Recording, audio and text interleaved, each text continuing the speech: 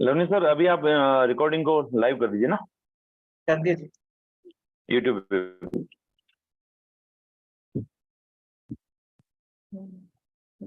Good evening, sir.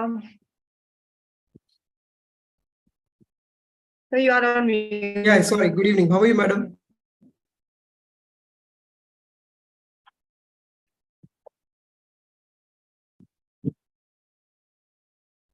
Hello, You're able to hear me, madam? Yes, I can hear you now, sir. Okay. So welcome to this forum of AIMTPA, and very happy CA day to you. Besides an advocate, you are also CA as well. So To all of you also. thank you. Thank you. So here we have a number of participants in our list because everyone has been seeing it on the YouTube. So before wasting much, we'll just start directly. Sure. So Today before is starting- GST day also. Yes, GST, we are Yes, sir. finishing 6 years. So hence we have your lecture as well on very important topic. And so before starting the lecture, we just request Botsra ji, the president, to say a few words. Thank you Devanshi ma'am, thank you so much. Welcome Bharat sir, welcome Archana ma'am and welcome everyone. Devanshi ma'am ने आज hosting का दाव लिया, बहुत अच्छा है, अच्छी बात है, पहल की है, बहुत अच्छी बात है। एमटीपी में हमेशा से शुरुआत में यही होना चाहिए कि भाई हम यही चाहते हैं लोग आगे आके और रिप्रेजेंट करने के लिए हमको मौका दे और खुद भी शामिल हो जाए हमारे साथ में। एमटीपी वैसे अभी स्टार्टअप के तौर पे ही गिना जाएगा, क्योंकि हम एक अपने लेवल पे ही काम कर रहे हैं। ज्यादा बढ़ चढ़ के हमारे पास एक इंफ्रा की और जो लैक कमी हो रही है, उस चक्कर से हम उसको आगे नहीं बढ़ा पा रहे हैं, और हमारी कोशिश जारी है। हम कोशिश करेंगे कि हम इसको एक अच्छी गति दें और एक अच्छी ऊंचाई पे इसको ले जाने की कोशिश करें। हमने ऑलरेडी बहुत सारे रिप्रेजेंटेशन डाले हैं, रिप्रेजेंटेशन कर भी रहे हैं, जिससे एमनेस्टीज आ रही हैं, लॉज में सुधार हो रहे हैं, और हमारा ये संगठन यही कोशिश करता है कि जो रूल्स क्लाइंट के लिए हो, टैक्स पेयर के लिए हो, स्टेक होल्डर्स के लिए हो, तो एक अच्छा हो, एक जेन्युइन रूल हो, उसके पे हार्डशिप ना आए। और हमारी ये कोशिश आगे भी रहेगी। इसी को हम लेके जूम वेबिनार्स भी कर रहे हैं, हमारी कमेटी उसको भी रन करवाने की कोशिश करती है, और हम आगे भी इसको करवाते रहेंगे। फ्यूचर में हमारा अब दायरा बढ़ाने के लिए हम मेंबरशिप का भी सोचेंगे, तो थोड़ा सा उसके लिए हमारे को टाइम चाहिएगा अभी, क्योंकि जो इंफ्रा है, जो हमारा बैकएंड है, वो थोड़ा सा मजबूत होने के लिए प्रयासरत है। जैसे हो जाएगा तो हम उसके लिए भी आगे प्रयास करेंगे। थैंक यू भरत सर, आपने टाइम दिया उसके लिए, और बहुत बहुत धन्यवाद सर आपका। Thank you so much. Thank you Devanshi ma'am, over to you again and please continue. Now I request Archana ma'am to introduce our today's speaker, Bharat Shamlani sir. Hello, Bharat sir. Happy CA day to you and CA day to everyone. Happy GST day as well. We will be discussing on the issues of the GST, but then I'm really privileged to introduce Bharat sir. I'm one of the fans of Bharat sir. I've been, hearing him from past so many years. I would just read his bios right now. It may be, chota mo badi baat, but then he is the managing partner of UBR Legal, a full service law firm having offices at New Delhi, Mumbai, Ahmedabad, and Vapi. He is a university gold medalist at law. The gold medal was awarded to him by the Governor of State of Maharashtra, Sri S.N. Krishna. In the year 1996, he was awarded for the outstanding achievement in academics by the then president of Shiv Sena, Shri Uddhav Thackeray ji. He has been also awarded with Young Achiever Under 40 Award by Legal Era Awards 2018 and Top 100 Legal Falcon Award by Lex World Talk at Dubai in 2021. He has been certified as one of the top individual lawyers in taxation by Forbes Legal Power List 2021.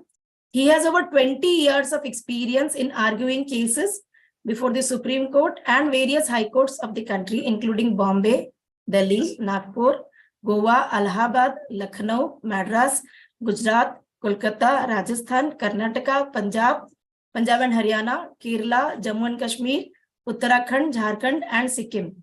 He has successfully argued over 1,500 cases before the Sisted at Mumbai, Delhi, Ahmedabad, Bangalore, Chennai, Hyderabad, Allahabad, and Kolkata. He has argued several matters before ITAT, VAT Tribunal, NCLT, SEBI Tribunal, and the Textile Committee CES Appellate Tribunal. He is a profound speaker on budget and GST lectures. He has authored several published articles on negative list under service tax, custom valuation, Senvet credit, GST, etc. He has also addressed numerous seminars organized by the major industry associations such as CII, IMC, Institute of Chartered Accountants of India, Chamber of Commerce and Industry, Chamber of Tax Consultant, Bombay Chartered Accountants, and many others. We welcome you, sir, on the board, and I request Devanshi ma'am to take it ahead. Thank you for the introduction. I think sir has got practically all the states of India. So now, sir, I request you to start with your lecture. Thank you, Archana ma'am. Thank you, Devanshi. Thanks for the warm welcome. I'm sure I'm not worthy of whatever you have said. In another 15 minutes, people will come to know that both of you are lying. Not possible. Okay. Very good evening to all of you, whosoever is participating online and whosoever is watching it on YouTube. I have been told it is live. Okay, so very good evening to all of you. As all of you know, today marks the birth of GST in our country. Okay, it's a 6-year-old law today. The subject which I have been asked to speak on, I have been invited to speak on, is the latest drive by the GST authorities against fake registrations, okay, and issues relating to fake credit, or guidelines which have been issued for scrutiny of applications for registrations. Yeah. Because this, according to me, is the root of the matter. It goes to the root of these matters. It goes to the root of the issues. Okay. I can do screen sharing, Devanshi. I'll just share the slides. Yes, sir. You are a co-host, you can share.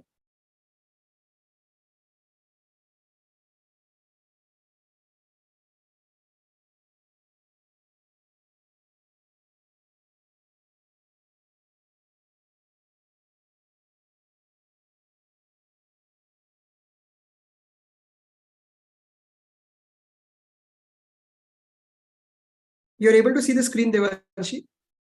Yes, sir.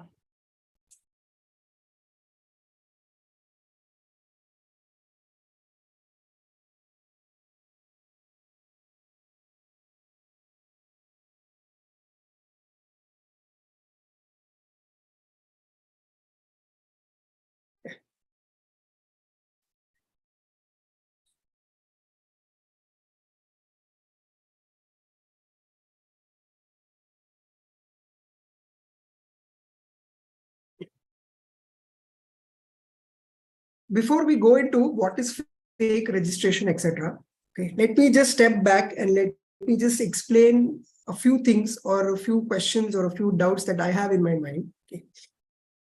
Can the department cancel your registration or not? Is one of the biggest questions that is being answered. Okay. According to me, the answer to this question is yes.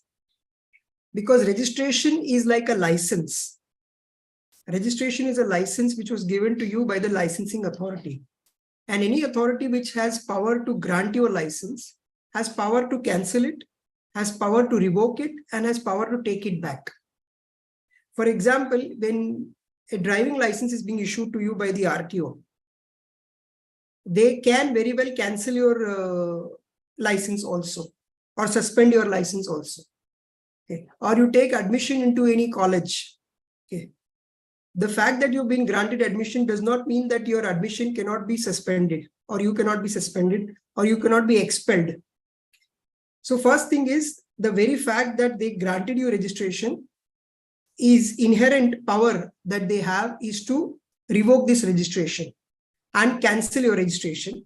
This is independent of, please note, I'm making one statement. It is independent of section 29 and section 30 of the Act. Assuming section 29 was not there, even then, an authority who has power to grant you a registration has inherent power to revoke it or to cancel it. That's first. Second is, on what counts your license can be cancelled that has to be statutorily prescribed. Your registration can be cancelled on certain grounds. That has to be statutorily prescribed, and that has been prescribed under Section 29. These are the reasons on which I can cancel your registration.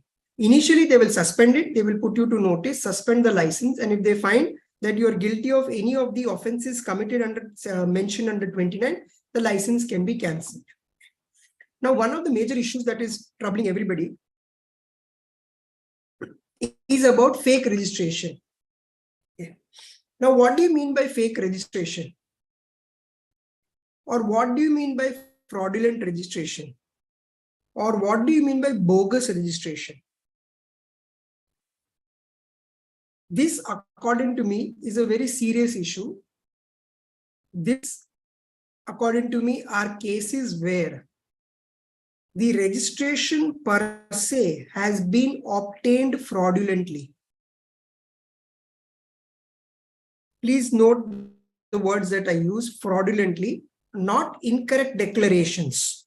There are two classes. One would be incorrect declarations. Another would be fraudulent declarations. Fraudulent declarations would include various scenarios. For example, where a registration has been obtained on a PAN, because all of you are aware that these are PAN-based registrations. So is obtained on a PAN of some other person.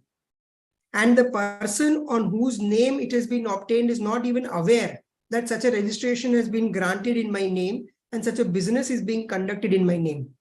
That is fraudulent. Vis-a-vis an incorrect declaration saying a registration address has been provided. The registration address may be incorrect. The person may be genuine. The business may be genuine. Supplies may be genuine. The declaration may be incorrect, or the declaration would have been incomplete. Those, according to me, cannot be said to be fraudulent or fake registrations.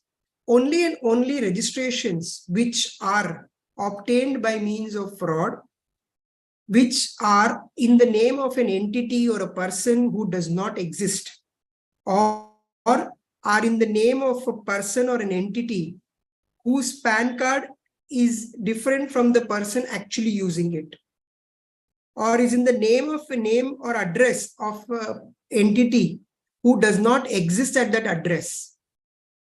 These are fake registrations or fraudulent registrations. And according to me, these registrations should be cancelled forthwith.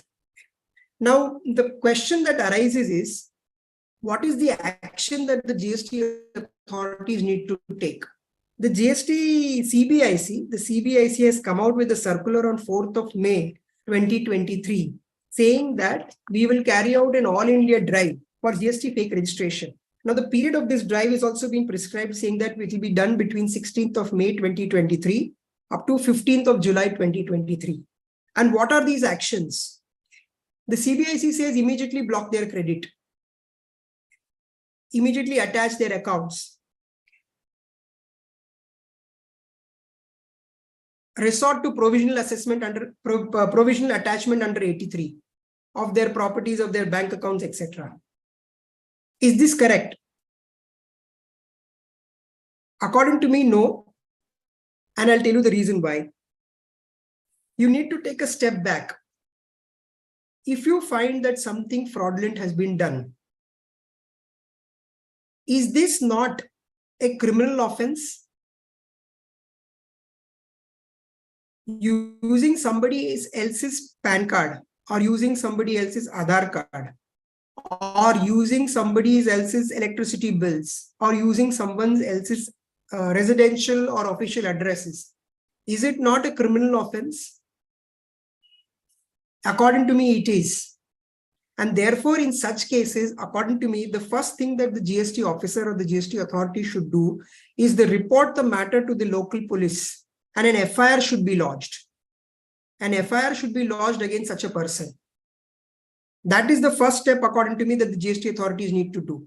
Okay. Merely on the basis of allegation of the GST authorities that these are fake registrations, on their conclusion, okay, the guilty cannot be punished. the guilty need to be brought to the book, and the correct procedure according to me would be first report the matter to the police, and an FIR should be lodged against such a person who has undertaken this fraudulent activity. Because as far as the action under the GST law is concerned, namely blocking of credit under Rule 86A or provisional attachment under 83, for that there has to be a reason, there has to be a cause. An incorrect registration does not make the business incorrect, does not make the supply incorrect. Please note, I am making a very important distinction between these fake and fraudulent registrations vis-a-vis incorrect registrations and vis-a-vis businesses where there is an allegation of availment of fake credit. I will deal with what is fake input tax credit. This is the broad concept that is there within the minds of the CBIC while issuing the circular. That these are fake registrations because they have availed fraudulent credit and passed on fraudulent credit. That's the sole intent behind issuing this circular and undertaking this drive. I would want to make a distinction between the two.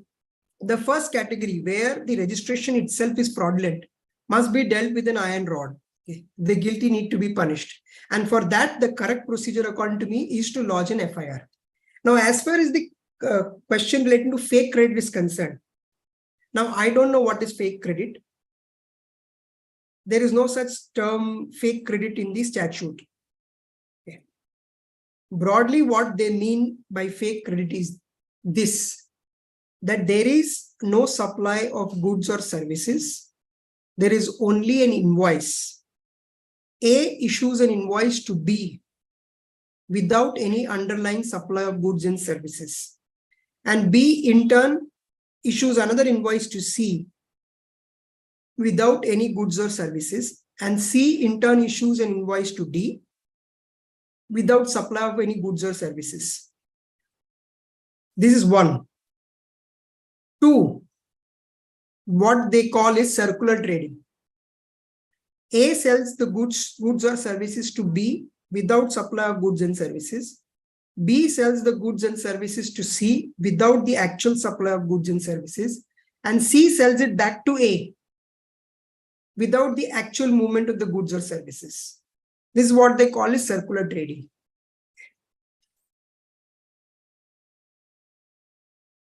In both these transactions, okay, according to me, what is the statutory requirement? The statutory requirement is the condition under section 16(2) for the purpose of taking credit. There are two important conditions which are often mixed, which are often interlinked, which often can be independent also. These are that the supplier of the goods or services should have paid tax to the credit of the government. Two, you should have received the goods and services. Both are independent. Please do not mix between the two. Both are independent. If your supplier has not paid tax to the government, for example, A sells the goods to B, there is no dispute about the sale of the goods. The goods have been actually sold by A to B. Goods have moved from A to B. B has paid the price of the goods, that is 100 plus 18. B has paid 118 to A. A fails to pay 18 to the government. Input tax credit can be denied to B on the ground that A has not paid tax to the government. This is one of the conditions of section 16(2). Now, whether this condition is valid or legal is a subject matter which is pending before various high courts, and ultimately the court has to decide on that. However, as long as the present is concerned, till the time the section continues to exist in the form it exists today, input tax credit can be denied to you on the ground that the supplier has not paid tax. This condition is independent of receipt of goods or services. Therefore, let us assume scenario number 2. A supplies goods and services to B. A has collected 118 from B and paid 18 to the credit of the government. B has claimed credit of 18. However, the allegation of the revenue is that there are no underlying goods and services, and therefore this is merely a paper trail. These are only invoices, and therefore you are not eligible for credit. This second part, okay, I'll park the second part for a minute. This has got nothing to do with fake registrations. This does not make them non-genuine taxpayers. This cannot be a ground for cancellation of the registration under this drive. Please note the drive which is being carried out is very limited to the fact that whether these registrations are genuine or not, whether the transactions that you have undertaken are in compliance with the statutory provisions or not, is not a subject matter which has to be tested while visit of the GST officers at your premises to verify your registration. Therefore, this drive is very limited to determining whether your registration is genuine or not. In other words, that you are the actual person in whose name the business is being carried out. You exist at a particular given address. Your mobile number, your email IDs are all valid and genuine. Your GSTN number is displayed conspicuously at your place of business. These are the parameters for verification whether your registration is genuine or not.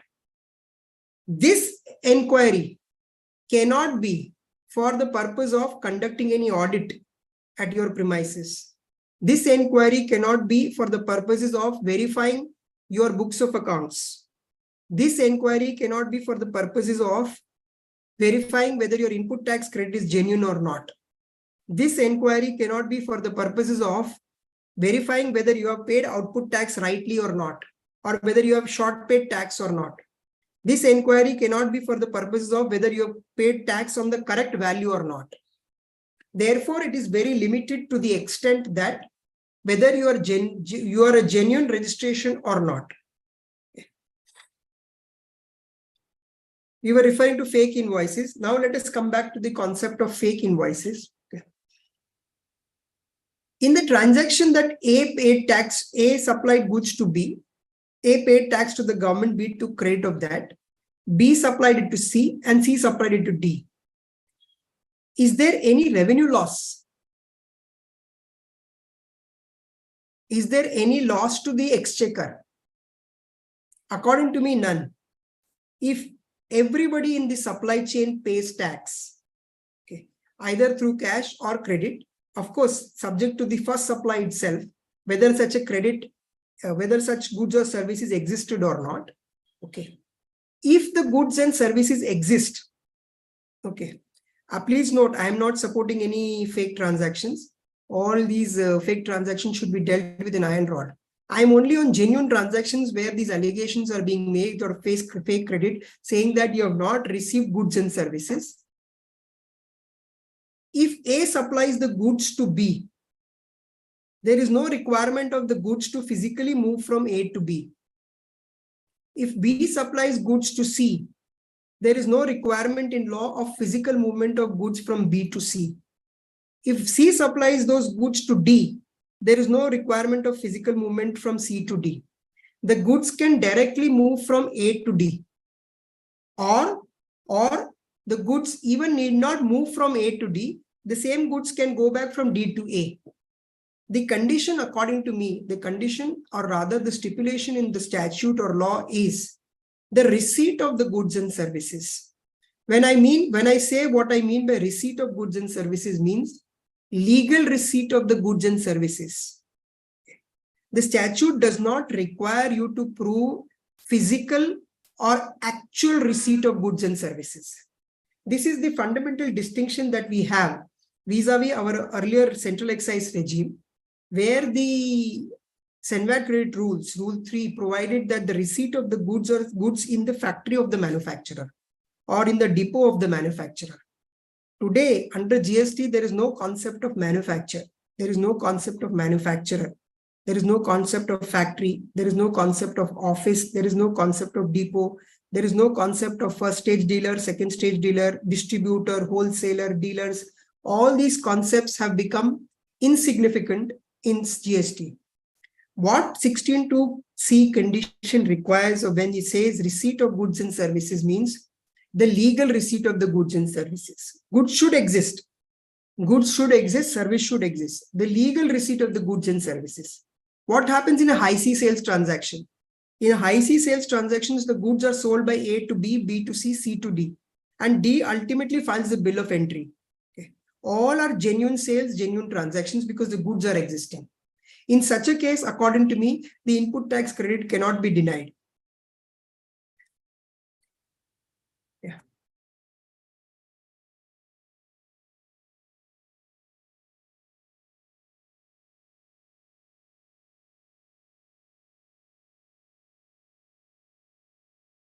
The basic fundamental why this exercise is being carried out is to prevent revenue loss. As I told you earlier, in the cases where all suppliers in the supply chain have paid the tax and availed the credit, where is the revenue loss? Where is the leakage in the revenue? In fact, if the case of the revenue is that there is no supply of goods and services, there should not be any tax. That entire supply is out of the purview of the GST law itself. If there is no supply, there is no tax. Therefore, there is no question of any tax credit, or therefore there is no question of any tax demand.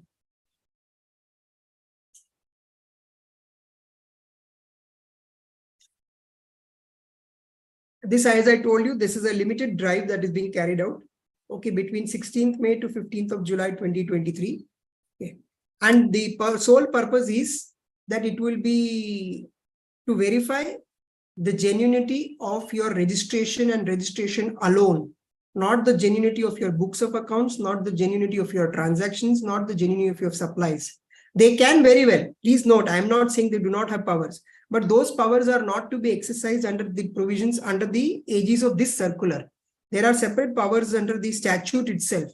Section 65 provides for audit. They can very well ask you to produce books of accounts and conduct an audit on your books of accounts. Section 67 provides for the search, investigation, seizure, etc. That also activity can be carried out. But those are special powers where the officer should have a reason to believe that there is a tax evasion or there is a loss to the exchequer, and there is that is specific intelligence-based reason to believe.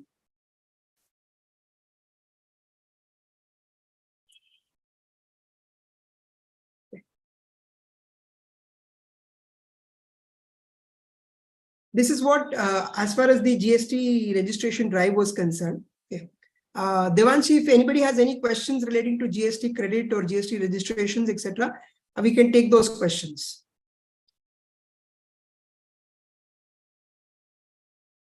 Sure, sir.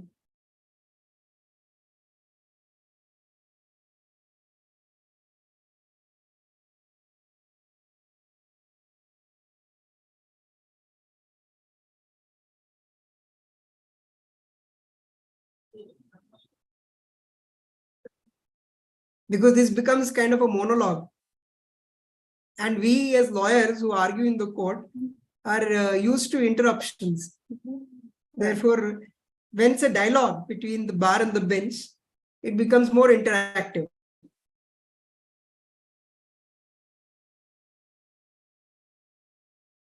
So we will start, asking the questions, or maybe discuss on the PPT, sir. You can ask the questions, there's no problem, either out of the PPT or even otherwise, as far as ITC is concerned or registrations is concerned. Or any other question. I will not say it is out of syllabus then.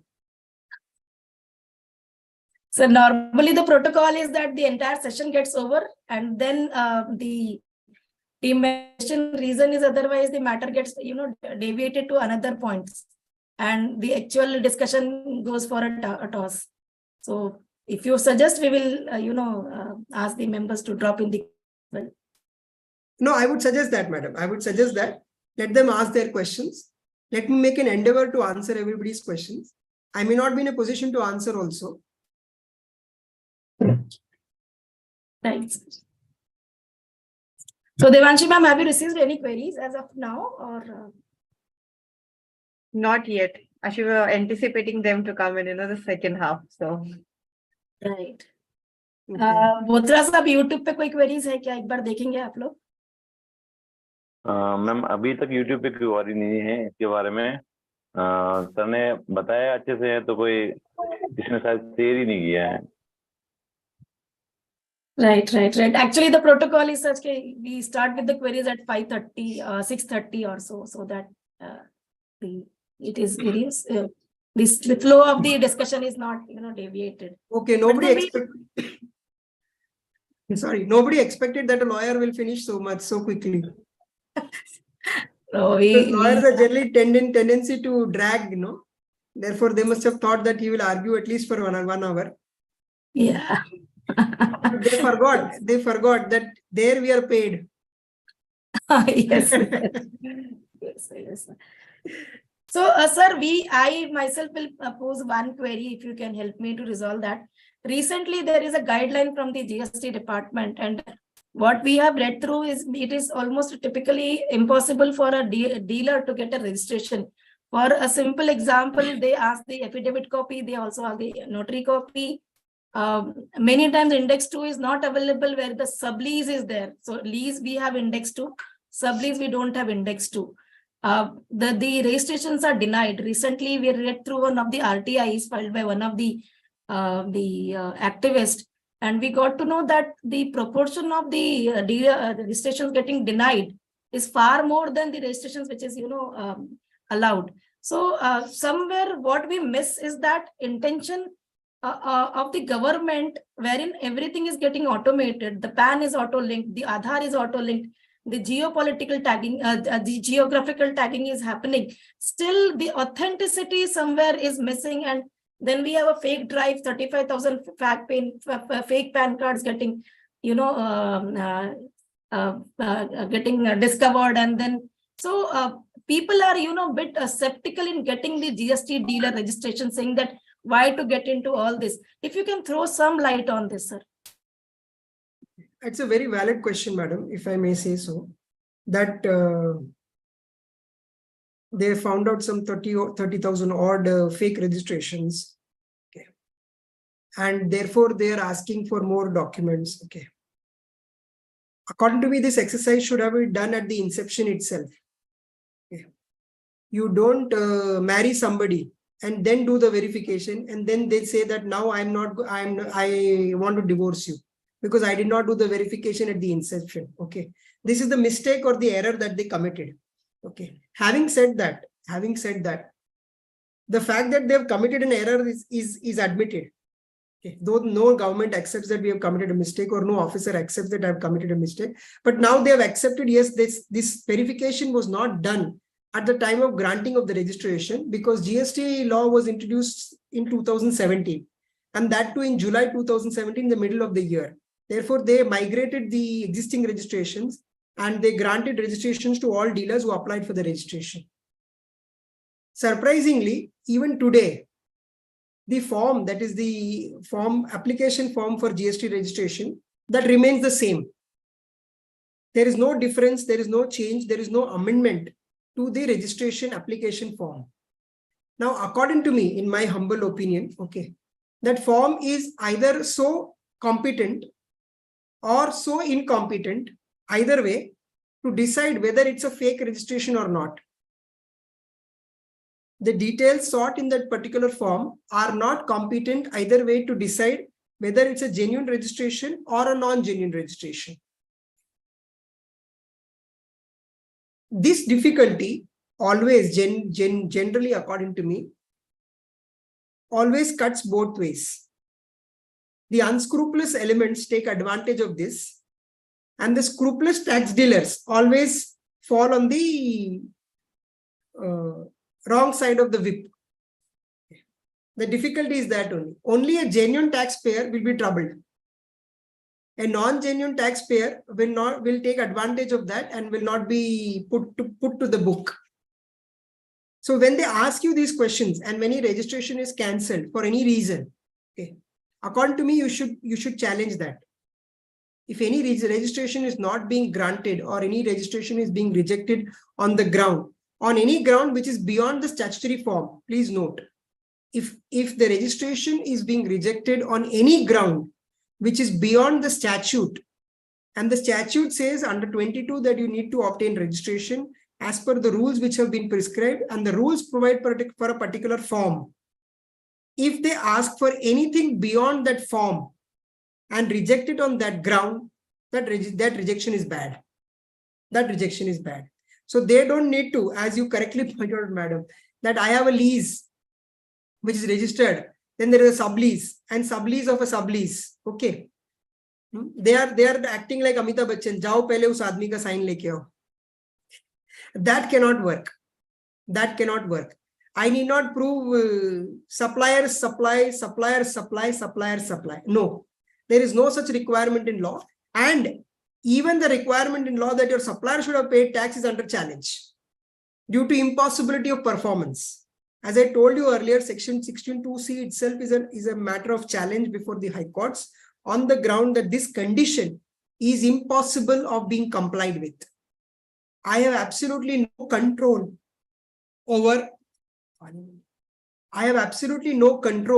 my supplier, his tax behavior, his tax returns, the date on which he ought to have filed the returns or he has actually filed the returns. I have absolutely no I have absolutely no control over it, and therefore I cannot be penalized for non-compliance at his end.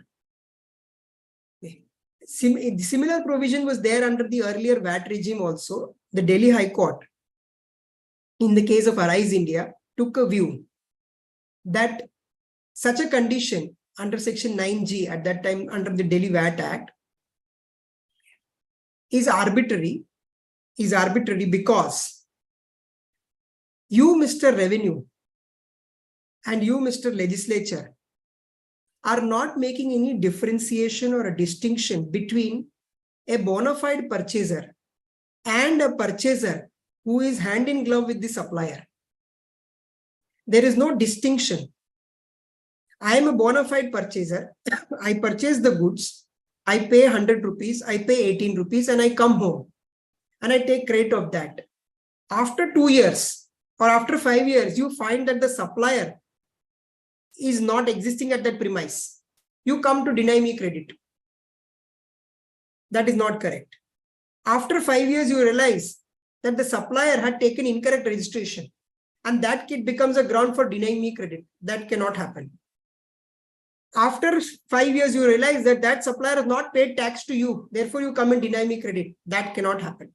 Therefore, the Delhi High Court held that it is impossible for the purchaser to comply with the condition in law. And therefore, it is arbitrary of article and violative of Article 14. And therefore, that condition was read down that if you are a bona fide purchaser, this condition will not apply.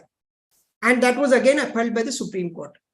Though I must point out, a similar provision was there under the Maharashtra VAT also. In Mahalakshmi Cotton and Ginning Mills, the Bombay High Court took a view that the section is valid. That the section is valid because it is a check on unscrupulous suppliers or people who supply the goods, don't pay the tax and vanish. However, there was a saving grace in the judgment which says that you, Mr. Revenue, you granted the supplier registration and therefore it is your duty to first go after the supplier for recovery of that tax. Because here is a supplier who has cheated two people, the purchaser and the government. Therefore, it is duty of the state to go after the supplier first for recovery of tax. And if they fail, then come to me. Okay. Recently in GST itself, the Madras High Court has taken a similar view in D.Y. Beethal's case, where they held that there is a circular or a flyer in 2018 issued by the government itself, which says that action should be taken against the erring dealer or erring supplier for recovery of that tax, because admittedly he has collected the tax and not paid to you. And section 76 provides for that. Any amount which has been collected as GST not deposited, this should be paid to the government.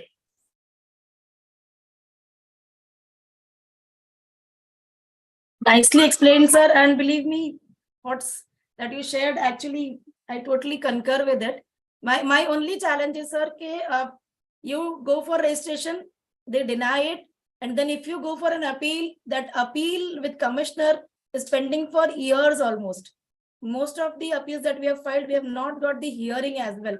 Now the dealer who has already crossed the voluntary limit of 20 lakhs or 40 lakhs, depending on the nature of supply. Now he will be held as a defaulter because he is already trading. He cannot stop his business till the time the appeal is, heard by the officer and you get either a positive or a negative reply. Now, in such cases, what we do is we actually go again and apply, and then possibly maybe third attempt or fourth attempt, you get a registration. Now, the dilemma with the consultant is, as a tax consultant like me, is first time you give some document and maybe third time or fourth time you give some additional document and get the registration. But that period wherein, apply on 1st July, but you get registration by 30th September. Now this 3 months or 4 months, the entire dealer, that the business that he has done becomes, gets jeopardized because he has not collected taxes, but he is required to collect taxes, but he has not got the registration. And one fault which I understand is GSTN will not allow you to file the returns till the time you get the GSTN number allotted. So if I get a GST number on 28th of September, then I'm not allowed to file the returns for July, August, September. I will be allowed to file the return for September, that too with the 28th of the invoice date. Now, most of the times, and I'm just sharing it because I have gone through last 5 years, most of the time the dealer is made to update an invoice with the invoice date of 28th September. Now there is a faulty reporting, then you get notices, and also because your your books of accounts don't tally, and what is to be done, the treatment for those 3 months or 4 months, whether should be treated as exempt, non-taxable, or should we pay the taxes from our pocket? Sir, if you can elaborate on that.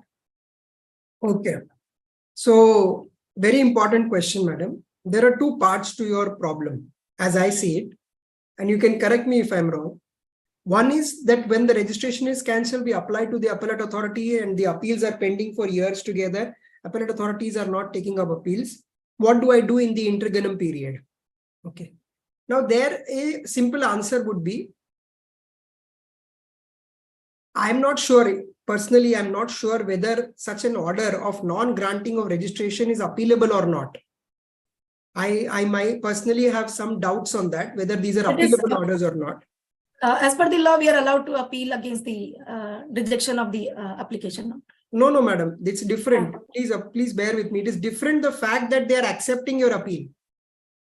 Both of you are making a mistake, that doesn't make it right. If you are filing an appeal and they are accepting an appeal, doesn't make it that there is an appealable order. Okay. I have serious doubts whether these orders are appealable in law or not. Under 107 of the Act, an appeal can lie against any order. That's right. Everybody reads the word any order, no problem. Any order passed by an adjudicating authority. It is not by any order by any officer. If you see, there are definitions in the statute called proper officer and adjudicating authority. Now, your proper officer is different from adjudicating authority. Your license is being granted to you by the proper officer. Your license is being taken away by the proper officer. That, according to me, is an administrative function. That, according to me, is not adjudicating your rights. That, according to me, is not adjudicating your rights or liabilities. And therefore, the officer may be same. There is no problem. He may be acting in dual role. He is not acting as an adjudicating authority. Therefore, I have my serious doubts whether an appeal can lie against such an order or not. Be that as it may, as you are pointing out, because everybody is filing, appellate authorities are also accepting, is a different matter. Suppose you were to file an appeal against this order before the appellate authority. Okay, you have to push the appellate authority to pass an order, or you have to escalate it to the principal commissioner saying that this issue relates to registration, okay, and therefore this needs priority. As I understand, I have been told by many of our fraternity brothers and sisters that appeals are pending before appellate authority for the reason that the appellate authority is a feel that there is no tribunal today. So assuming I pass any order, I reject your appeal, where will you go? Not everybody can go to High Court. Rather, according to me, not everybody should go to High Court. Why every assessee or every dealer should be asking to approach to High Court? But the unfortunate part is that once an appellate authority rejects it, there is no other option but to go to the High Court. Okay. And therefore, you should press the appellate authority to take up these appeals and escalate it to the principal commissioner. And unfortunately, last resort would be if nothing helps or nothing is fruitful, then you will have to take the matter escalated to the High Court and file a petition with that. Okay. This is more of a practical issue rather than a legal issue. And I completely empathize with all consultants and advisors and dealers who are facing this problem. Now, coming to second part of your problem is that I apply once, it is rejected, I reapply, and I get it. And suppose I get it, okay. It's like a lottery. First, second, third time they give it, okay. This you should point out to your principal commissioner that the person who actually rejected the registration should be fired then. The person who actually rejected the registration first time should be fired. Okay, be that as it may, okay. I am not advising that, okay. Don't quote me because this is being recorded. I am not advising that. Okay. Take a case where you apply in July. That was your case. You apply in July, but the registration is granted by September. Okay, what happens to the interregnum period? Okay, are these supplies exempt? Or are these supplies not taxable? Because I become a taxable person only when a registration is granted to me. Okay, according to me, the correct principle is this, that the registration granted to you dates back to the date of your original application.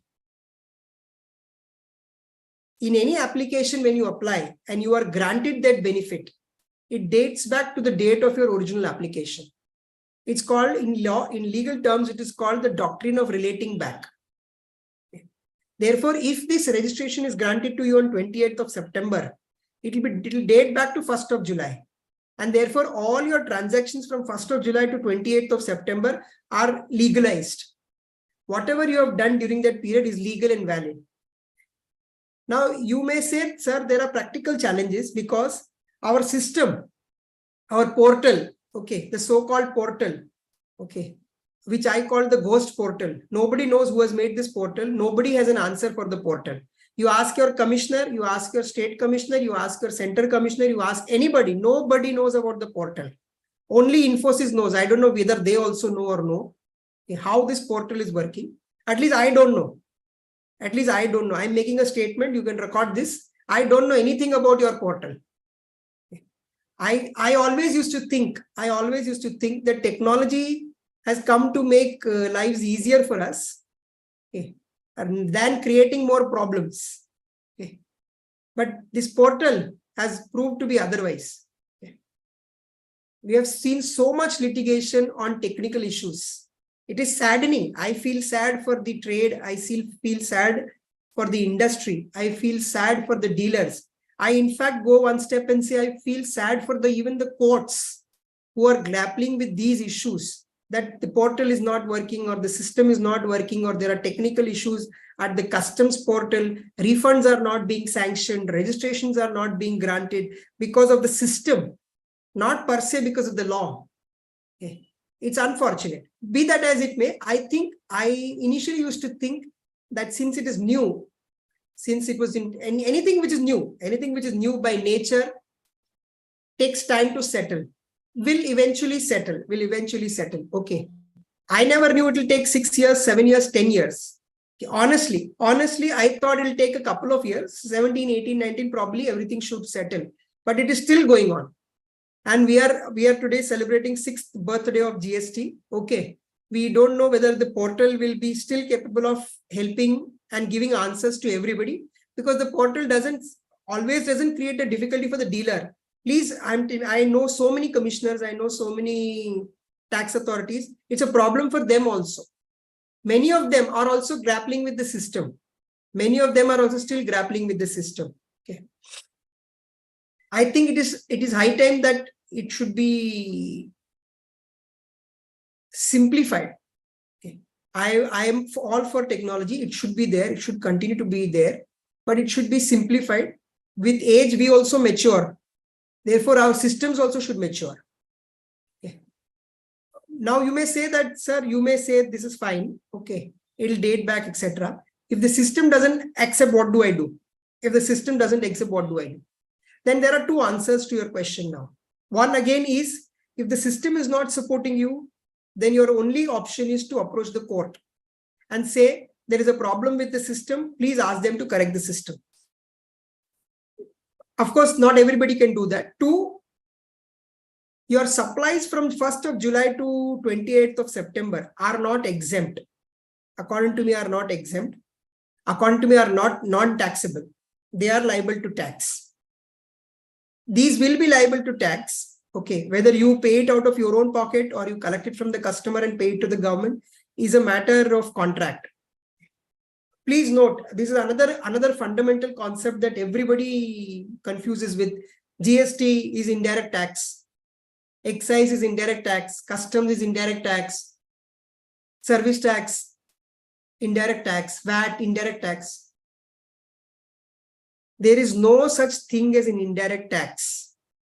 Every tax is a direct tax. In law, tax is on supply. In law, tax is on manufacture. In law, tax is on the act of importation. In law, tax is on the sale. In law, tax is on the income. They are all act-based tax. They are all transaction-based tax. So whether you are in a position to collect it from somebody or not is not a matter of concern for the statute. Yes, you may say from an economic point of view, it's indirect because I can collect it from somebody and pay it to you. So broadly from the point of view of economics, fair enough, no problem. But in law, there is no such word called indirect tax. You will not find this word in any statute. Judges may use it for the purpose of explanation or understanding of the subject matter, which is fine. But tax is on the transaction. So same way, whether you can collect it from your customer or not, okay, you will have to pay it to the government. You can create an invoice from 1st of July to 28th of September on 28th of September and book it in your GSTR 1 for the particular GSTR 1 month for the month of September. That's a practical answer. Okay, but otherwise it is not exempt. Legally, the correct position is that doctrine of relating back applies. The day you are granted the registration, it dates back to the date of your application. Noted, sir. Thank you so much. Quite a clarity. Devanshi ma'am, I think we have one more question. If you can take it and possibly invite other speakers if they can, take the questions. I think Nihalji is there. Arunji has quite a question. Devanshi ma'am, if you can take it ahead. Yeah. The question is, there is a company whose head office is in Mumbai. They just have an office in other state for registration purpose, as all their work is done at the site, which is not been able to get registered as additional place.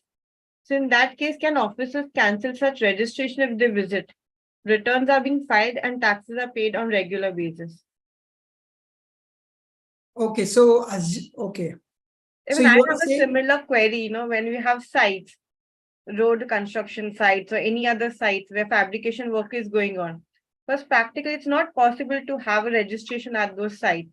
And respect to additional place of business, there are no documents. Then how do we show such places also?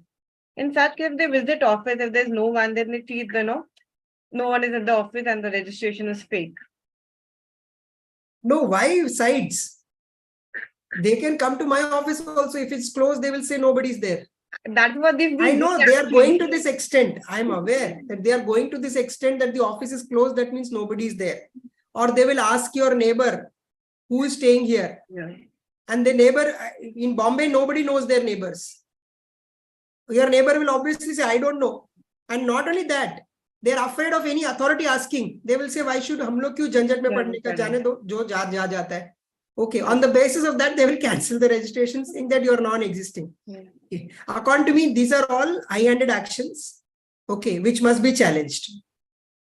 As far as the question which is concerned from the participants, that I have my head office in Bombay. I am registered in Bombay. I am conducting business from Bombay.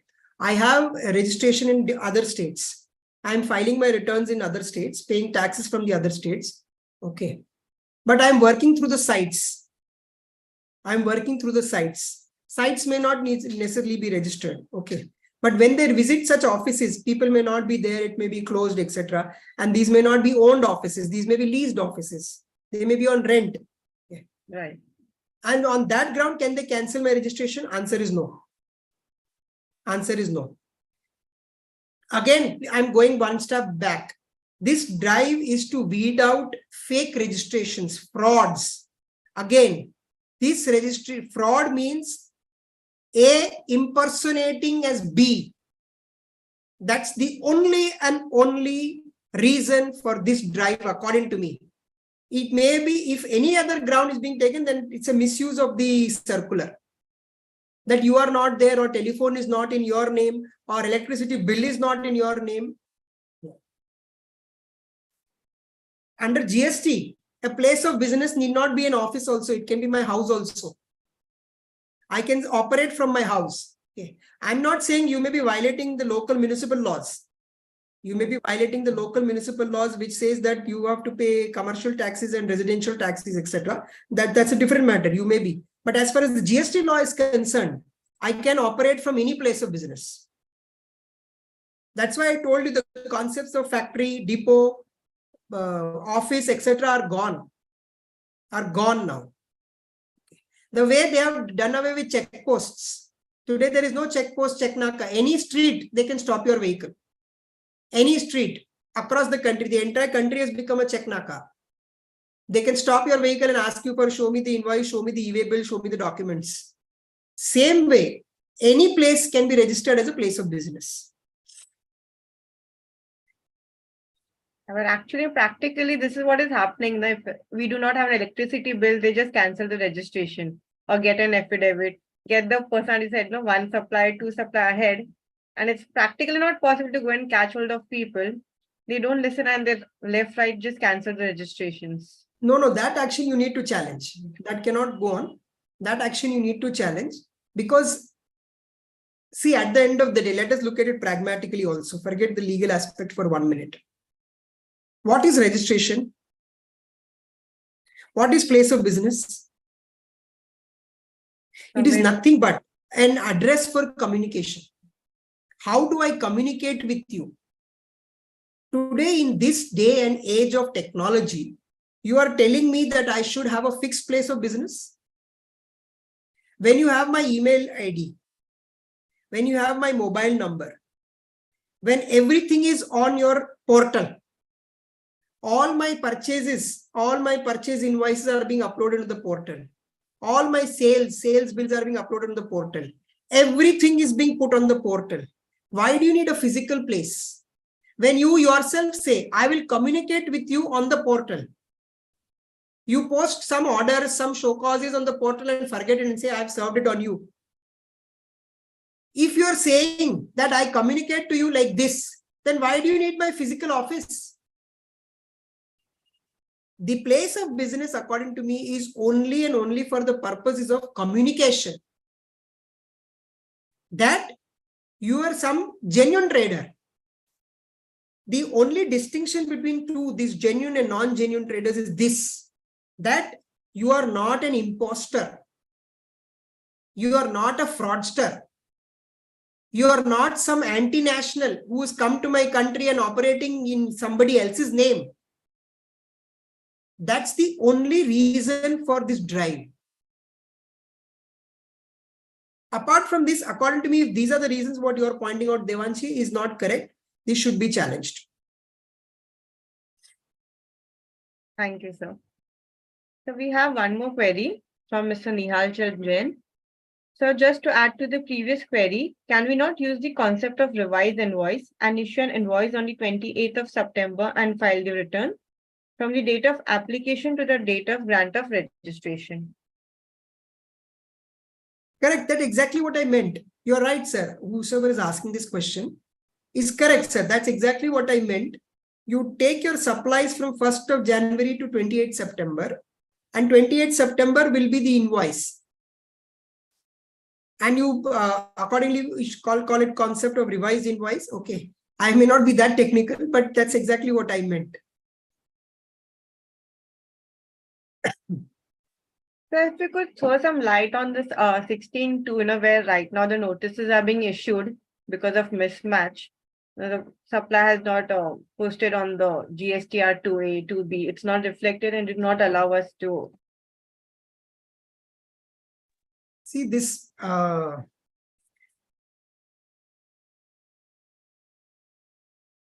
government seems to be the biggest matchmaker. Okay. But they don't like your match with your suppliers. What is this concept of mismatch? Okay. What is this concept of mismatch? As I was telling you earlier. This is a system-based auto-populated statement. Okay. Correct me if I'm wrong. I told you I don't know much about your systems. Okay. It's nothing but an auto-populated statement which supplier files and it pops up on your screen.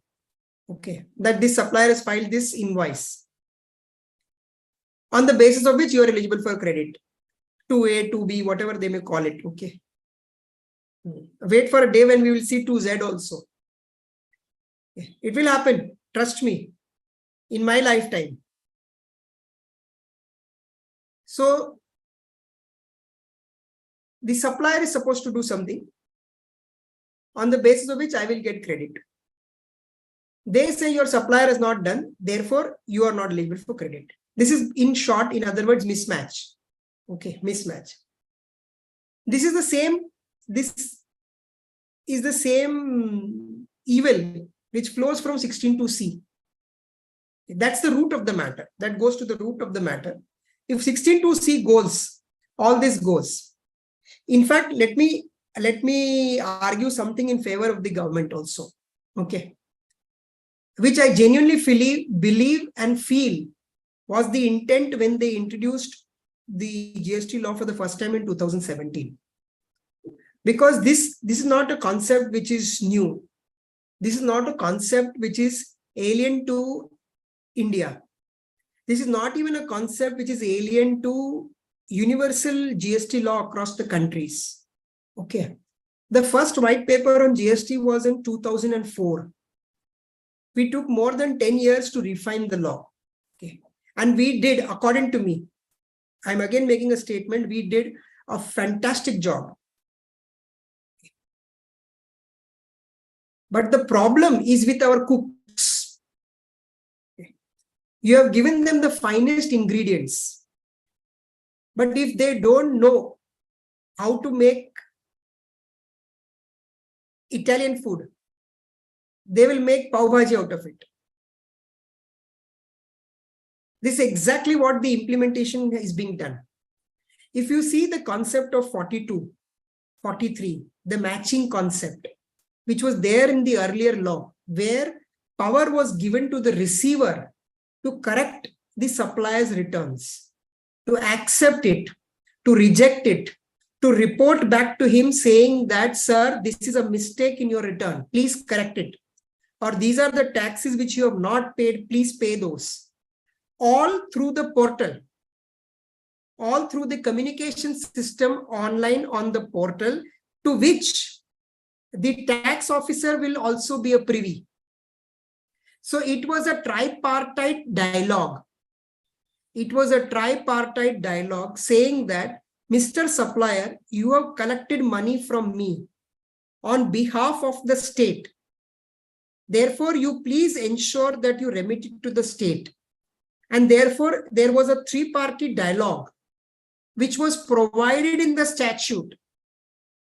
Unfortunately, it was never put into operation. And today they have omitted all those sections. So today you don't have a tripartite dialogue between three parties who are involved in the transaction. And the onus is being shifted on the poor purchaser who is suffering at both ends. This purchaser pays 100 plus 18 to the supplier. 18 is not paid to the government, and therefore the government seeks to deny 18. So this purchaser, who actually helps the purchase of goods and services, ends up losing. Okay. Therefore, this condition is onerous, which is incapable of being performed. because there is no three-party or tripartite dialogue, which the statute provided for, which was the promise the government made in 2017, which was the actual law which was shown to 1.4 billion of us. They have taken it back. It is nothing but against doctrine of promissory estoppel. Against promise made out to all purchasers and buyers who want to avail credit, that I will give you a wherewithal to ensure that you take the right credit. Today, you are asking me to fight a battle with no armory. Therefore, according to me, it is clearly unjust. Okay. Now, whether it is illegal, that the court has to decide. It may be unjust. It may not be ethical. Okay. But it is different from being legal and valid in terms of statute and in terms of the constitution. Okay. Whether it is violative of Article 14, whether it is violative of Article 19(1)(g) or not, that is a matter which the court has to decide. Thank you, sir. So there's one more question which says again, please can you throw some light on 16(4) if the supplier files the returns late? 16, okay, okay. 16(4) is another problem because there is a time limit. There is a time limit provided. The 16(4) says that you can take credit from the date of invoice. Okay. It says you can take credit from the date of the invoice. This invoice has been recorded by you in your books, the purchaser's books. The supplier delays in filing the return, and it is subsequently reflected in my 2A. Yeah. According to me, okay, this is a debatable point. It's a highly debatable point because 16(4) condition also, I must tell all of you, is under challenge before the court. That this condition itself is prohibitory and therefore violative of Article 14 and 19. And therefore it is under challenge before the courts. Be that as it may, for the purpose of the present discussion, we must always proceed on the assumption that every condition in the statute is valid and it is legal, and therefore you ought to comply with it. Having said that, according to me, when the supplier files a delayed return, that would be within the time limit of 16(4). From the date the supplier files his return, you will be eligible for credit. Though technically it is beyond the time limit provided from the date of the invoice. Okay, you will still be eligible for credit.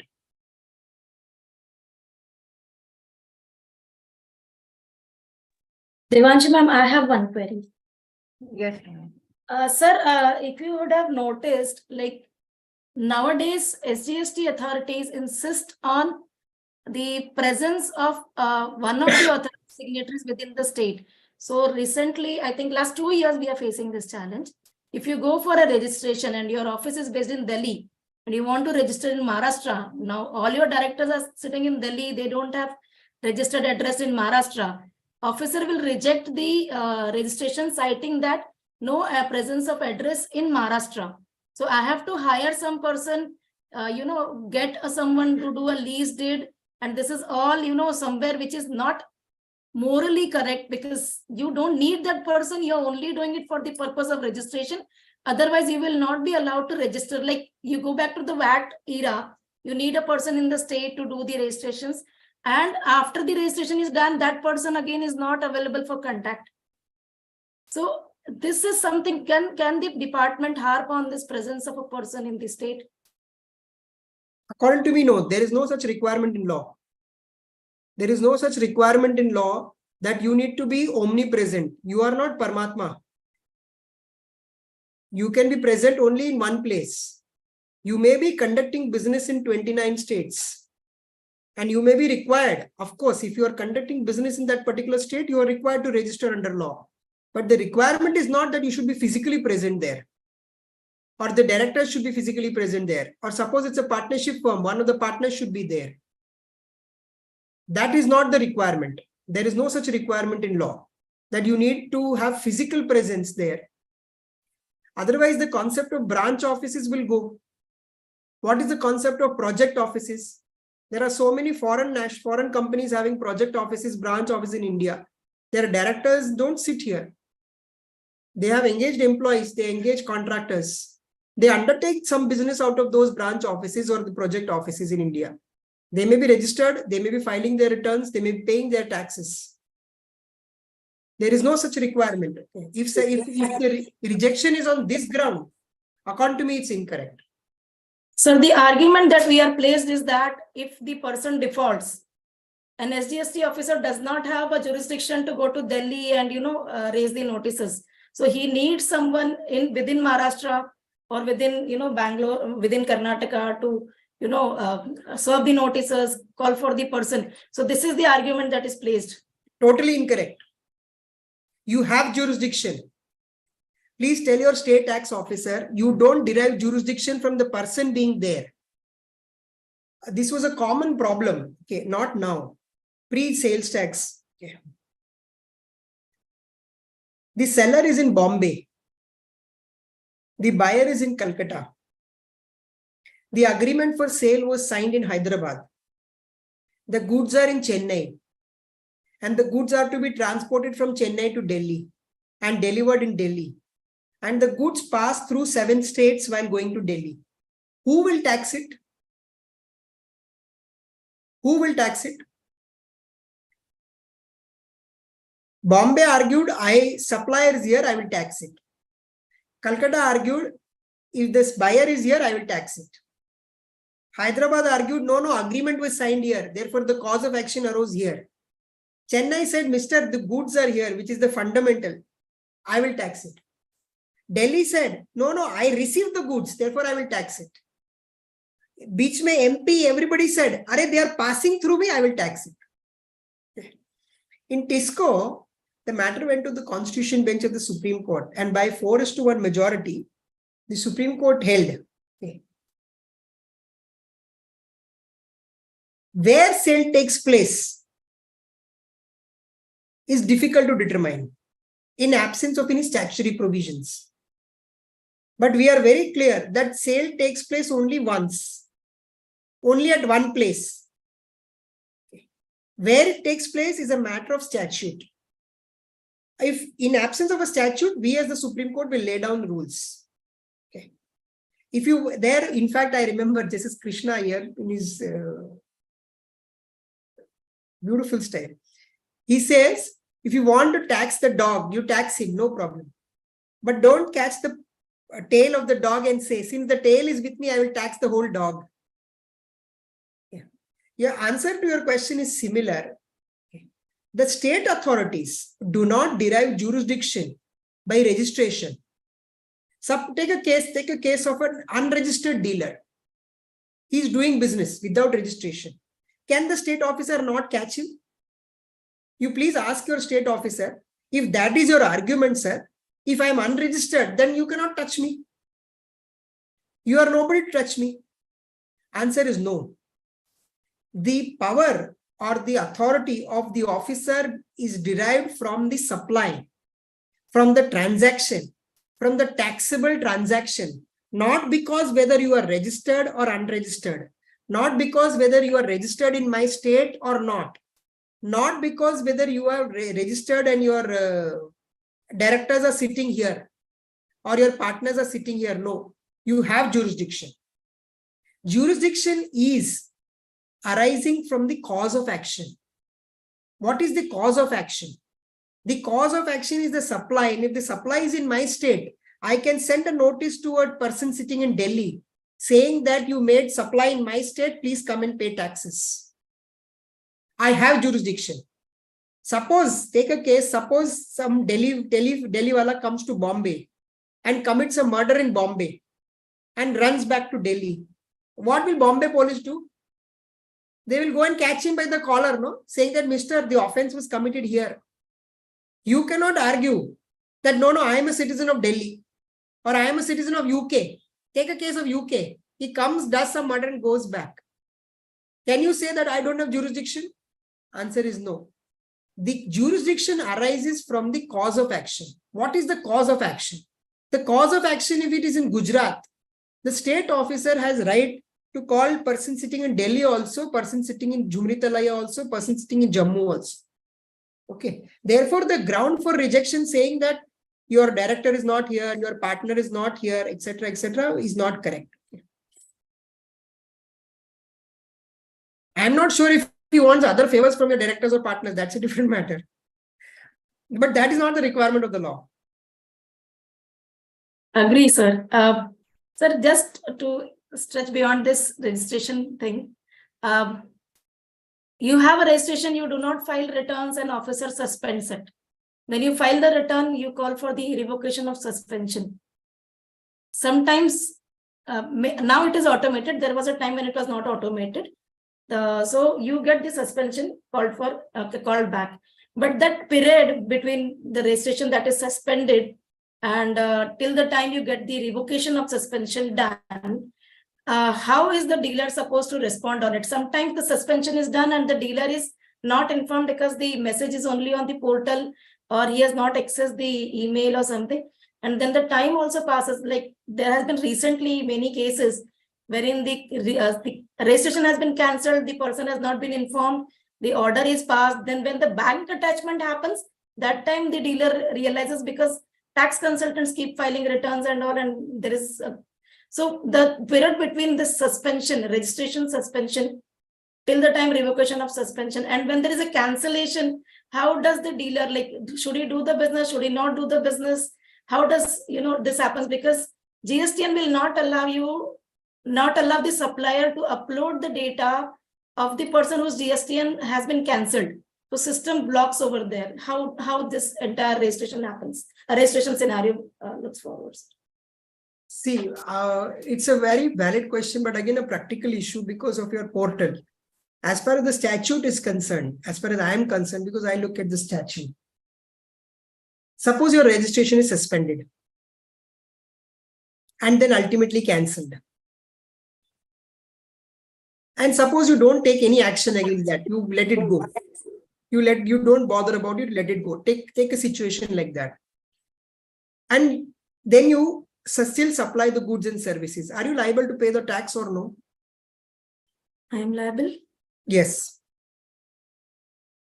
Your liability to pay tax in law is not dependent upon your registration. Whether you are registered, whether you are unregistered, whether you are suspended, your liability to pay tax in law doesn't go.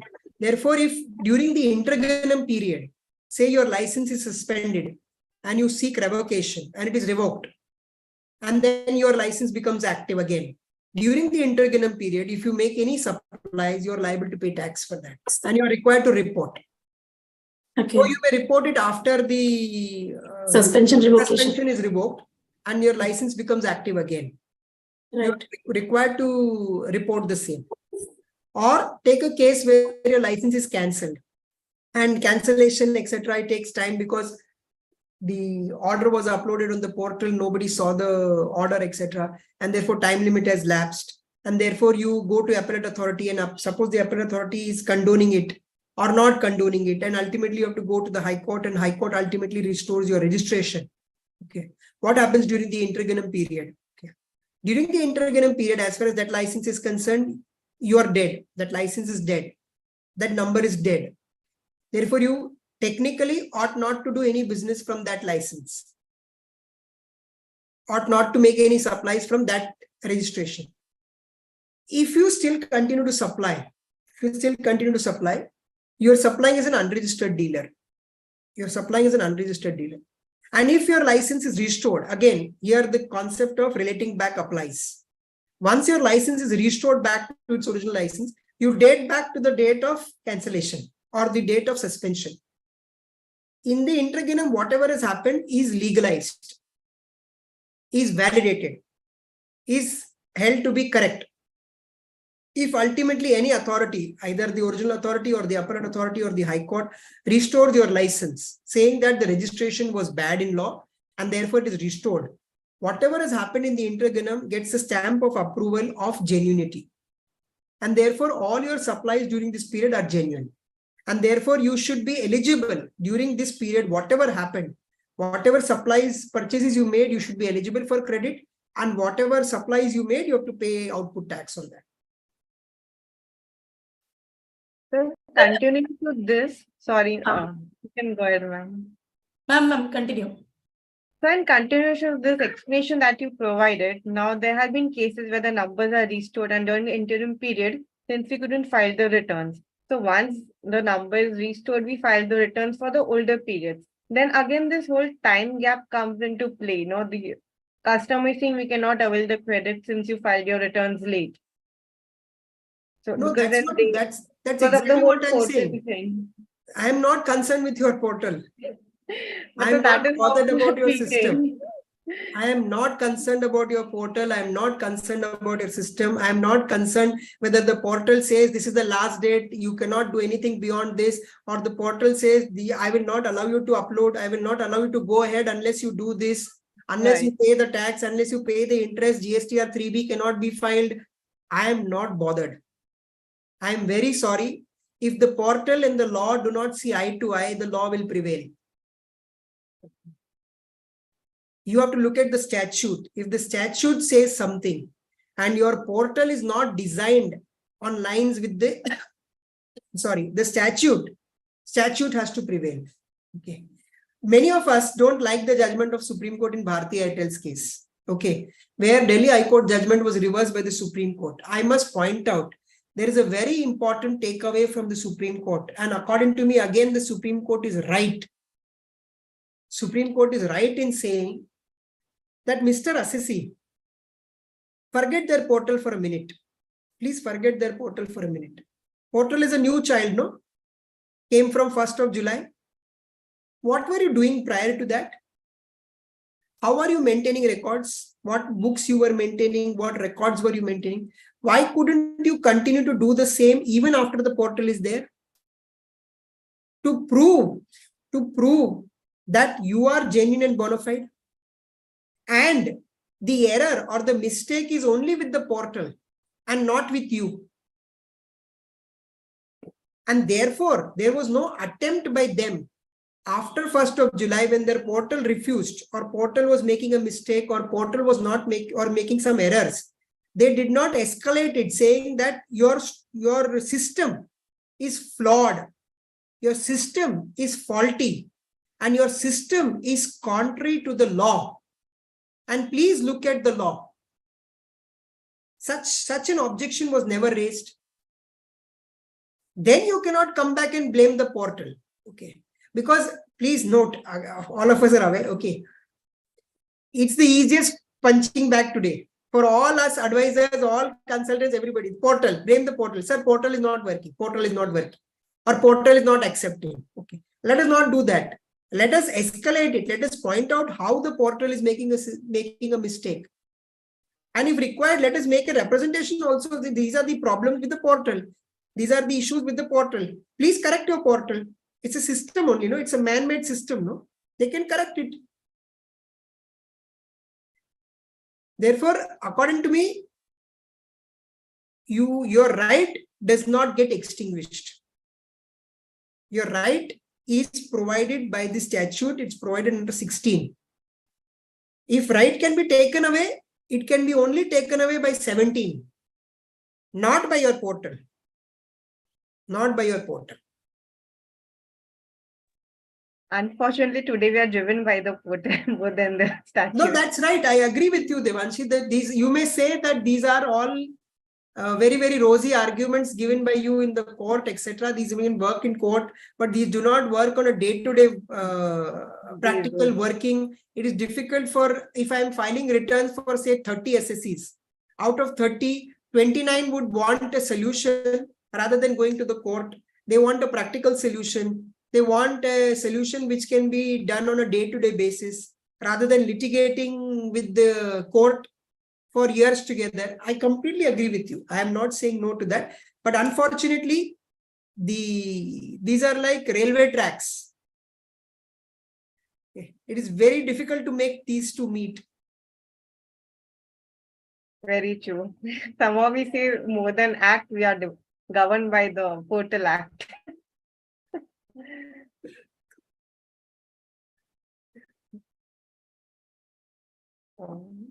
I don't think there are any more questions at the moment. So I will extend the query. Sir, please don't take me wrong.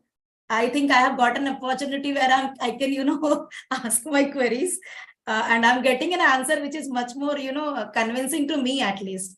So extending this argument of No, you may not agree also. Let me tell all the participants, at least this is the beauty of our country. We are free to our opinion. All of us have a view. Okay, nobody is right, nobody is wrong. This is what the Supreme Court says about itself also, no? Yes, yes. The Supreme Court says about itself. Okay. Right. Sir, I agree with you about the Bharti Airtel judgment that you mentioned. In fact, we have taken the help of the Bharti Airtel judgment, and I think para 46 wherein they mentioned that 2A is only for reflection purpose and it should not be considered as a document to be referred back. So that has really helped us for 17, 18, 18, 19 and 19, 20. And I think one of the reasons that the CGST department came with that circular of 183/15 is the judgment that Bharti Airtel. Yes. Yes, and then I think it was this circular was preceded by the I think Maharashtra government also issued a circular in February 22. So the judgment was so, we thought initially that 924 crores refund is getting rejected. So that was the number that was getting discussed. But at the end of the day, when we read through the judgment, it was quite a judgment which we can reflect back and understand actually the law. We cannot have everything go by the technical systems. And as you rightly said, it is man-made. So if it is resisting or, pushing my rights somewhere, I think the law should prevail over the system rather than, the other way. Now, sir, one thing that has been a very recent issue, I think last 6 to 7 months, officer goes and verifies a registration and he does not find the person available or, in place. He somewhere treats it as a fraud or a fake registration, and then he cancels it suo motu with retrospective effect from July 17. Now, this registration is cancelled. The dealer may be fighting his case. It may be into appeal or maybe a court. But then parallelly what happens is the jurisdiction officer of the recipient, almost all the customers based on the R1 that the supplier would have filed, get a notice saying that the dealer that you have dealt with is a fraud and the entire input tax credit that you have availed should be reversed. And again, what happens is they issue ASMT 10, they ask you to respond and then they don't agree on it. ASMT 12 takes a lot of time. In between, there is, lot of, I will not use the word arm twisting, but a lot of, calls asking to pay the taxes so that the recovery can be done with interest and penalty. And then the dealer is under such a threat and then amount sometimes runs into lakhs of rupees if you include the interest from 2017-18. Now, situation is such, he cannot go to the courts because the order is not passed. He cannot appeal and then he is reluctant, to even to tell the officer that I'm not paying this amount. So such a situation, if you can share your views on this. Again, there are two parts to your question, madam. One is as far as the registration which is being cancelled, saying that he's not there, therefore the registration is so about to cancel since inception. Okay. They cancel it as if you never existed. As if you never existed. Okay.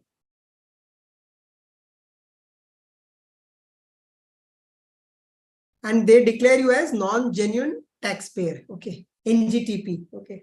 I don't know. When I heard this first time, the client told me NGTP. I heard LGBT. I said, I did not understand also what he was saying. I said, don't use these terms. Say non-genuine taxpayer. Okay. They declare you as non-genuine taxpayer. What do you mean by non-genuine taxpayer? Does it mean that you are not paying output taxes correctly? Does it mean that you are non-existent? Does it mean that today you may not be existing, but were you existing then? With your death, your death certificate is issued. Does it say that you were never born? Does it cancel your birth certificate? According to me, the answer is no. You may be existing today, you may not be existing today. That does not affect your past supplies. Okay. Let me put it in a different manner. Suppose I cancel the dealer's registration. can the tax officer create a demand against him for the past or no? If the dealer's registration is cancelled since inception, you cannot raise any demand. If he doesn't exist, he cannot make any supplies. If you say he has made a supply, then he was existing. Whether registered or unregistered, that's a different matter. But you can only cancel today from today. There cannot be any cancellation retrospectively.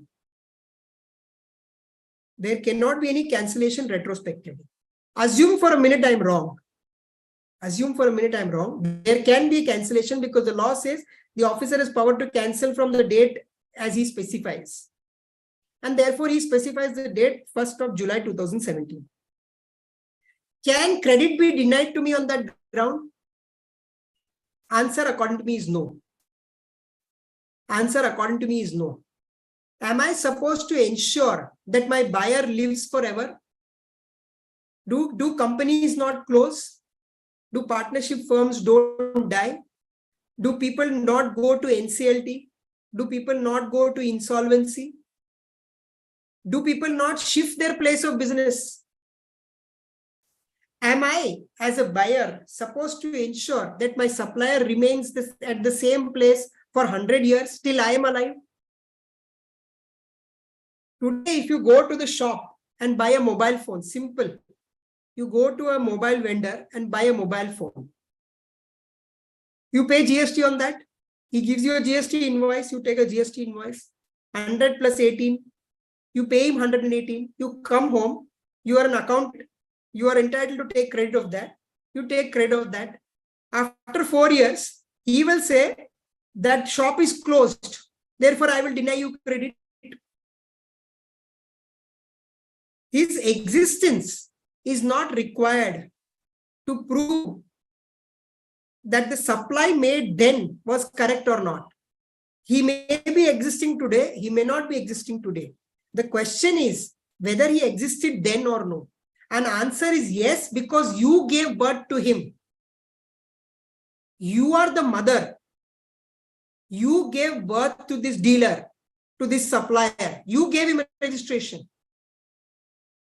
And today you may say that, yes, I am the mother, but he is my illegitimate child. Okay, I have no problem with that. I have absolutely no problem with that. But you cannot say that this child never existed. And therefore, the transactions made by this particular supplier till the date of his registration being cancelled cannot be invalidated or cannot be said to be non-genuine during the period he was existing. Okay. This again, I must distinction again and again, please pardon me and I beg your pardon for repetition, is different from fake registrations. Fake registrations based on impersonations.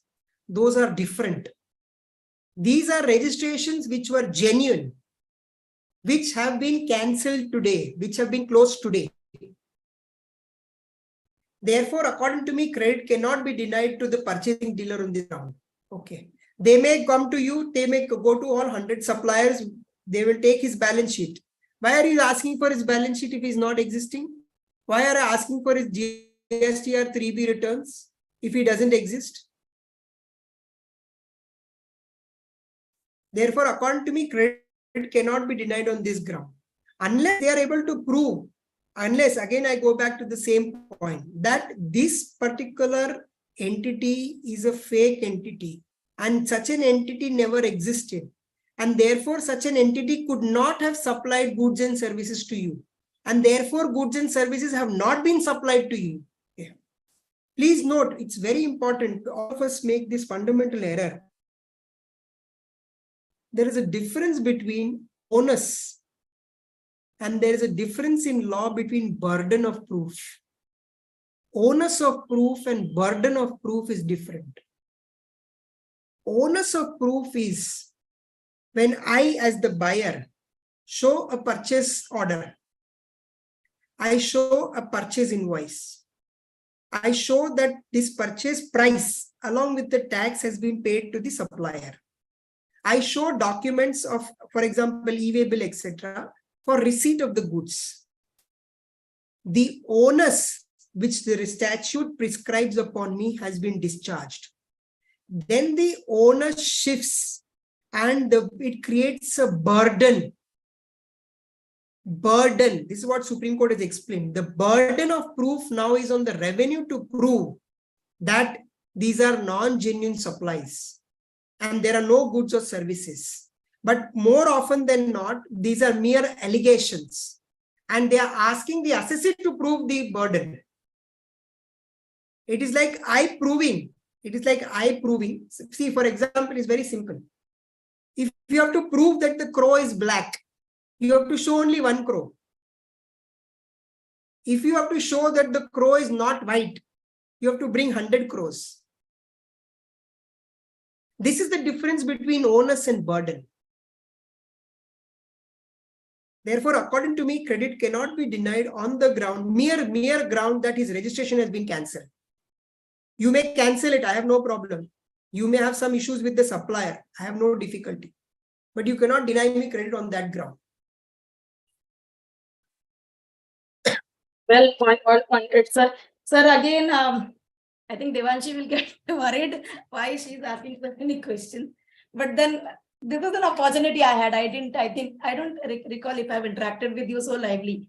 So this fake registrations, and as you rightly mentioned, the mother of the registration is the government. Like in today's technical world, I go on the GSTN site, I check the GSTN ID, the details, and I understand that the person is available and I do the dealing with them.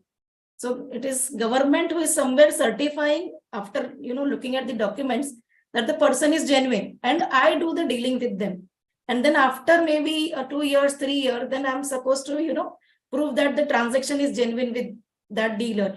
So isn't somewhere like government not supposed to become like in courts, we have the person supposed to be the responding one when there is a case like, so there are, again, I have a confusion and please correct me if I'm wrong. There is one is fake registration, one is Benami, right? So if as a Archana Yadav takes a registration in the name of another person who is not even aware and take his PAN card, Aadhaar card, make his fake signature and get a registration, then is that a fake or is that a Benami? Because if that is a Benami, then it will go into Benami law, not in GST law, right? GST law, I do not read. You're right. You're absolutely right. That's what I said in the inception itself. What are you supposed to do if such a thing that a GST officer finds that this is a fraud, this is an outright fraud, this is impersonation, this is impersonation. What do I do? I am a GST officer. I am bound by the 4 corners of the statute. GST law is not concerned with that. Right. It's a criminal offense. The only option available, or rather the legal and the correct answer would be, the option available with the GST officer is to go to the police, initiate an inquiry, lodging of an FIR. That is what actually happened after, maybe somebody must have heard me or lecture after my lectures. In Gujarat, one of the tax officer did that and an FIR was lodged. And these officers, these impersonators were arrested. And then inquiry was initiated whether it is genuine or not. As far as the GST is concerned, whether it's an impersonation, whether it's a fraud or not, is not for you to investigate. It is for the police. Yes, it's an offense. It must be dealt with. It's a clear offense. Or we don't know, some people, somebody may be using our PAN name, our Aadhaar card. In this day and age of technology, we don't know. We share Aadhaar cards and PAN cards over WhatsApp with everybody. Okay, therefore we don't know. Therefore, it must be checked. There has to be a check. And I'm all for it. As far as the GST officer is concerned, he is very well, he can cancel the registration also. I have no difficulty. He has power to cancel the registration. Sorry. What are the consequences of cancellation of registration? My submission is this: whether the supplies made by such a person in such a registration are incorrect or not. If the supplies are correct and he has paid tax, that cannot be a ground to deny me credit. Let us assume for a minute, that it is an imposter. but he has supplied, say, goods and services to me. He has collected tax from me and he has deposited tax in the name of that person. Though he may be conducting a business in his name, whether that supply becomes non-genuine, that is the question. Straight away applying your mind, saying that wherever registrations are cancelled, straight away deny credit, answer is no. I go one step further. Let us assume I am a dealer having 100 transactions. Out of 100, 2 may be non-genuine. Let us assume for a minute that I have 100 transactions with 100 vendors. 2 of them are non-genuine.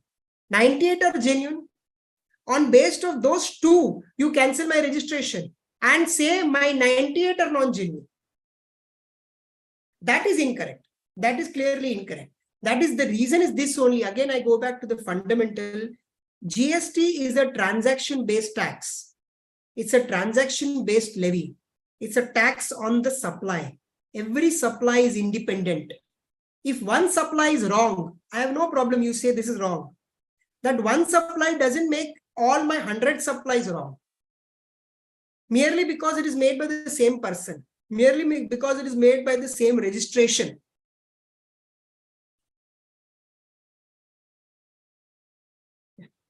So Devanshu ma'am, one final question. Sorry to keep you hold.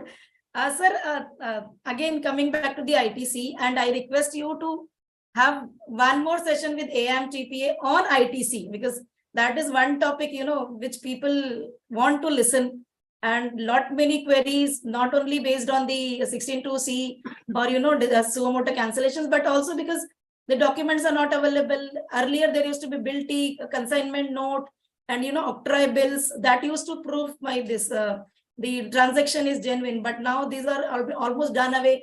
People don't make e-way bills nowadays if they are below the taxable supply limit. So we need one more session from you only on input tax credit, because that is one of the burning issues.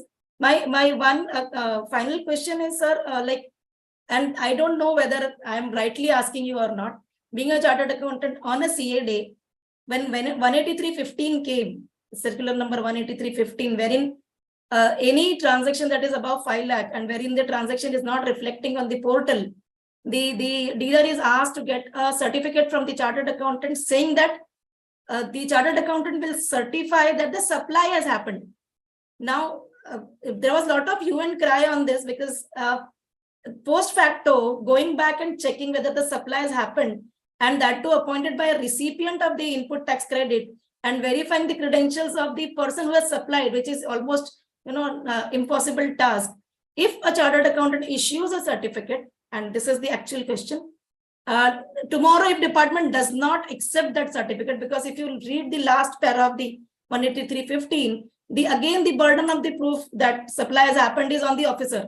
So even if the certificate is given, the officer, if he allows, it is his responsibility that he has allowed based on his verification and credentials, right? So what if a chartered accountant has issued it and the department has not accepted it? Will chartered accountant be tried under GST Act or any other act? Why I'm asking is because this is the threat that we are facing right now. No. Answer is an emphatic no. A chartered accountant can only certify. I, as a matchmaker, can only certify that the girl is good of good or moral character or not, or the boy is of good or moral character or not. Tomorrow, if you find that he's a smoker, he's a drinker, which according to you is a vice. According to me, it may not be a vice. According to me, it may not be a vice, but according to you, it's a vice. You cannot prosecute me for that. Similarly, your circular requires that you get an independent view. You get an independent view, that is, you get an evidence in the form of an independent witness. You are an independent witness in this transaction. And an independent witness cannot be prosecuted. Because you give your version. That is your statement. Your statement may be accepted by the court. It may not be accepted by the court. but you cannot be prosecuted for making that statement. So according to me, no chartered accountant can be prosecuted for these certificates. Quite a relieving statement, sir. Thank you so much. So Devanshi ma'am, over to you, and sir, my salute to you for answering all my queries so well, and it was great. I tried my best. It was great, sir. Devanshi ma'am just minute Bharat sir, आपने जो बताया वो बहुत ही अच्छा लगा और बहुत अच्छी चीजें हमको सुनने में आई और बहुत चीजें हमारे लिए नई थी। अब सर हम आपसे जो अर्चना मैम ने कहा है कि एक और वेबिनार की आपसे आशा करेंगे, तो उसमें आप हमको एक टाइम ये भी दीजिए कि जो लॉ के एस्पेक्ट्स है उसको जो आप हमको थोड़ा सा बताइए, क्योंकि एज पर जैसे अभी ये कंसर्न चल रहा था कि भाई सीए को सर्टिफाई करना होता है 5 लाख के वो वाले सर्टिफिकेट को, तो लॉ का एस्पेक्ट क्या बोलता है, अपना जो जुडिशरी है वो मतलब किस बिहाफ पे अपने हेल्प कर सकती है, इसके बारे में थोड़ा सा आप गाइड कीजिए। आपको जैसे ही अगला नेक्स्ट सेशन के लिए आपको रिक्वेस्ट करेंगे, टाइम दिया जाएगा, आप बताइए और एक बार इसको आपको गाइड करने का कोशिश कीजिए हमारे। जरूर सर, जरूर करेंगे सर। जी sir, thank you so much. Thank you, it's my pleasure sir, my pleasure. Thank you so much, sir, for such a wonderful session. I think we all have tried to take as many as queries we could, right from what is fake registration to what is actual registration, suppliers and all. As rightly said, we surely need one more session with you, where we can actually connect things, but actually connecting dots. You think of one thing and other things, questions keep on popping. Yeah, so thank you so much, sir, for the session. And I'm just like Botsaji to say a few words. Thank you so much, thank you for the session sir. आपने बहुत ही अच्छा knowledge हमारे को एलबोरेट करवाया, जो हमारे जो मतलब माइंड से भी बियॉन्ड था, जो चीजें हम सोच भी नहीं सकते थे, जो चीजें हमारे को माइंड में आ भी नहीं रही थी, इवन एज पर लॉ का एस्पेक्ट भी हमने देखा, बहुत अच्छा लगा हमारे को सर। Thank you. हम आपसे आशा करेंगे सर, आप जब भी हम आपको दोबारा रिक्वेस्ट करें आप इसी तरह हमारे को टाइम देंगे और सजेस्ट करेंगे और हमारे साथ में जुड़े रहेंगे। Thank you so much. Thank you so much, thank you. Thank you सभी का, thank you so much. Thank you, Archana madam. Thank you, Devanshi. Thank you, Bothra ji. Thank you so much. Thank you so much। Thank you.